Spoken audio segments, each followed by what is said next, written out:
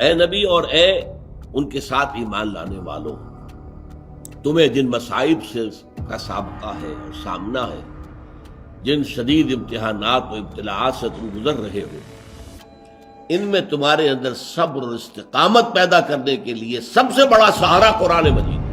زیادہ سے زیادہ اس کو پڑھو اور پڑھتے رہو اور پڑھتے رہو اور پڑھتے رہو۔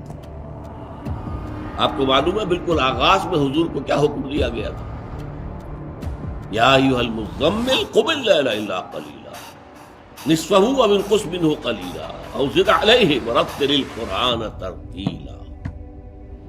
اے نبی، جو بہت بھاری بوجھ آپ پر ہم ڈالنے والے ہیں، انا سنلقی علیک قولا ثقیلا، بہت بھاری بوجھ، اس کے لیے اپنے آپ کو تیار کر لیجئے۔ تیار کیسے کریں گے؟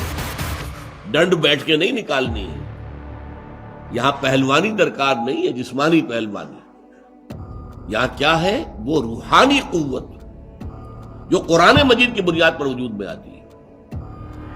لہذا راتوں کو آپ جاگتے رہا کیجئے سوائے تھوڑے سے حصے کے، یعنی آدھی رات یا اس میں سے کچھ کم کر لیں، یعنی تہائی رات، یا زیادہ کریں 2/3 رات۔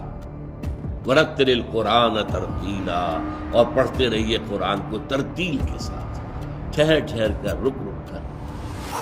یہ اصل میں ترتیل ہے کہ جس سے کہ در حقیقت تاثیر جو ہے وہ جذب ہوتی ہے۔ آپ کو معلوم ہے تیز بارش اتنی مفید نہیں ہوتی زراعت کے لیے جتنی کہ ہلکی ہلکی ہلکی ہلکی مسلسل زیادہ دیر تک بارش، اس لیے کہ وہ جذب ہوتی جائے گی، جذب ہوتی جائے گی، جذب ہوتی جائے گی، اور تیز بارش کا ریلا آئے گا وہ بہہ جائے گا۔ لہذا قرآن کو تھوڑا تھوڑا رک رک کر پڑھنا۔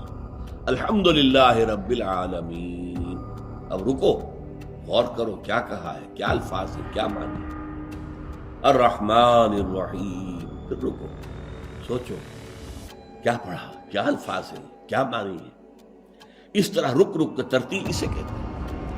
اس کا نتیجہ کیا ہوتا ہے؟ یہ دل میں جذب ہوتا ہے۔ جیسے میں نے کہا کہ ہلکی بارش جو ہے وہ زمین میں جذب ہوتی ہے، اور زمین کے اندر جو رویدگی ہے، جو چھپی ہوئی ہے، اس کے خزانوں کو نکال کر باہر لے آتی ہے۔